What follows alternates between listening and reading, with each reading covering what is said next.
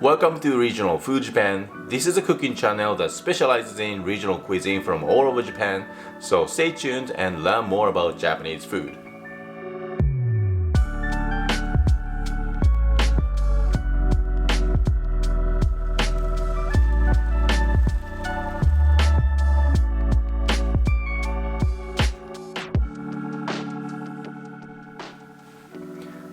Welcome back. So today I'm going to show you how to make Hokkaido-style fried chicken, which is called Zangi. I actually made a video to show you how to make Zangi before, but that one was a standard version, and the one I'm making today is the original version. They're quite different, they're both nice, but I personally prefer this original version a lot more. So the difference between them is that the standard type is typically made with the thigh, but the original version has a few different cuts, and more importantly, the original version is always served with this delicious dipping sauce, and the combination of the dipping sauce and the fried chicken is really amazing. Right, enough of my talk, let's get started.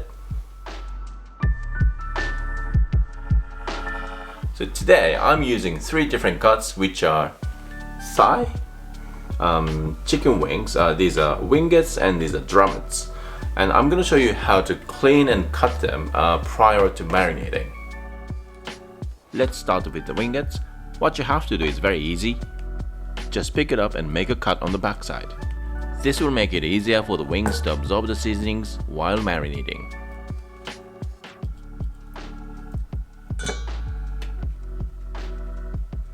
Same for the drummettes, just make a cut lengthwise. That's it for the wings, pretty easy, right?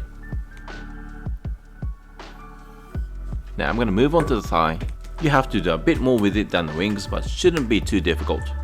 You typically find sinew or cartilage-like things here, here, and here. I mean, this process is totally optional. If you don't mind feeling them in your mouth, you don't have to do it.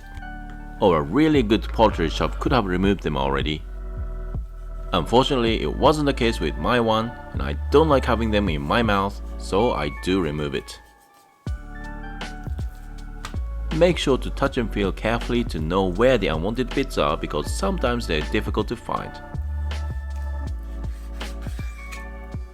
Now I typically cut off extra skin as well because it often has too much fat on it. Now this side as well. But again, it's totally up to you. If you like it, you can leave them on.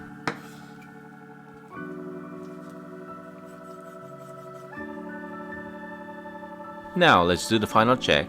You see, I'm quite fussy about it, but I can't help. Happily there's no more, so let's cut them into bite-sized pieces. The bigger the pieces are, the juicier they get, but not too big, otherwise they won't cook. So with my chicken thigh, I would say cut into 6 even pieces, or let's say about the size of a golf ball.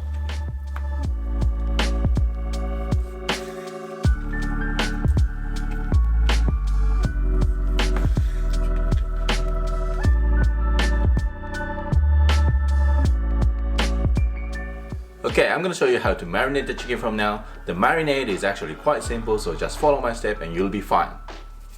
To 600 grams of chicken, add 20 grams of grated ginger. Grate in 2 cloves of garlic, a touch of black pepper, half a teaspoon of sea salt, 1 tablespoon of soy sauce. Be careful not to spill it like me. 1 tablespoon of mirin. If you don't have it, add half a tablespoon of honey. Finally, add 2 tablespoons of cooking sake, but again, if you don't have it, white wine would be a good substitute. Now, give it a very good mix, sort of like rubbing the seasonings into the chicken. Okay, cover it with glad wrap. I always put double layer because that way I can prevent the chicken from drying out on the top surface. Now this is gonna sit in the fridge at least for 3 hours.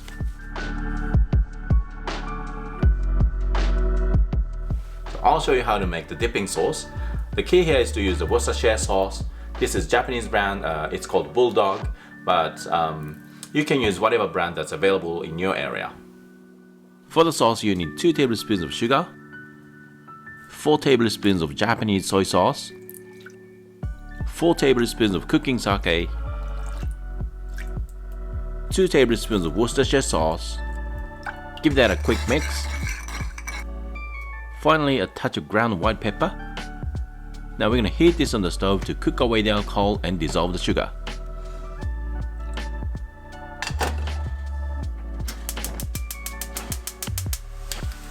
Now once it comes to a boil, just flambe the sauce until the fire is out. But of course, if you're not confident, you don't have to do it. Now you see the fire is out, that means all the alcohol is cooked away. Now turn off the heat and cool it down.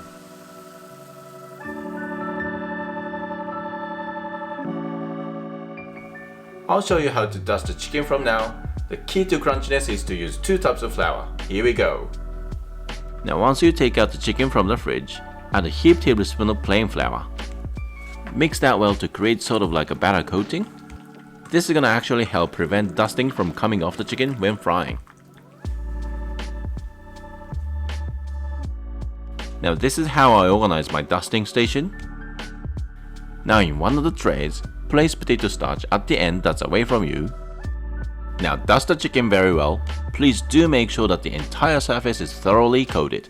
This way the juices are more likely to get trapped inside the coating, keeping the chicken juicy. Now shake off the excess starch on the clean side of the tray and just place it onto the other tray. Okay, when you dust the chicken thigh pieces, make sure to do it under the skin as well. The skin will get amazingly crispy by this. When you cook fried chicken, all these little efforts will pay off. Okay, all the chicken pieces are well coated now, so let's go on and fry them. The perfect way to cook juicy and crunchy fried chicken is to double fry. And the purpose of the first frying is to cook the chicken at lower temperature so that it will stay juicy. And the second frying is for creating the crunchiness. So I'll show you how to do it from now. For the first frying process, the oil temperature should be 160 degrees Celsius. Put half of the chicken into the pot. One thing to keep in mind is not to fry everything at once, because that will cause to drop the temperature too much. Cook the wings for 4 minutes and the thigh 3 minutes. Now the first frying is done, let's take them out.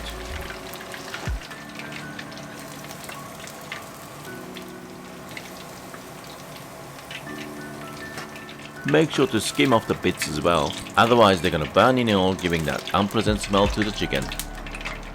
After first frying, make sure to rest it for 3 to 4 minutes. While it's resting, it's still cooking inside, and this is the key to making juicy fried chicken. Right, the chicken has rested, so let's increase the oil temperature and put it back in. Now the second frying. This time the temperature is 180 degrees Celsius.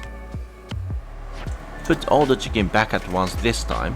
Be very careful of oil spits. I'm kind of used to them, but you can use tongs of course. Fry them for about 30 seconds. Now you don't want to cook too long because the chicken is cooked already. Now after you fry, lift them up in the air. That will help crisp up even more.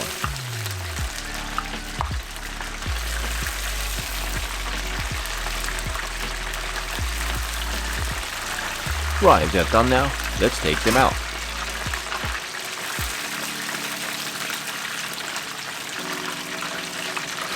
Now all the chicken is cooked, let's check how crunchy it is.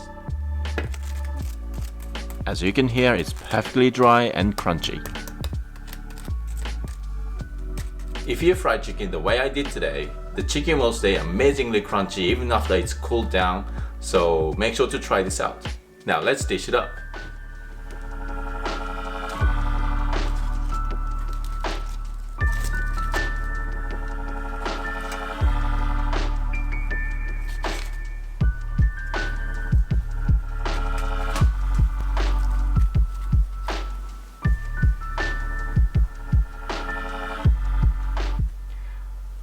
Right, that's it for today. If you like my video, please give me a thumbs up and make sure to subscribe.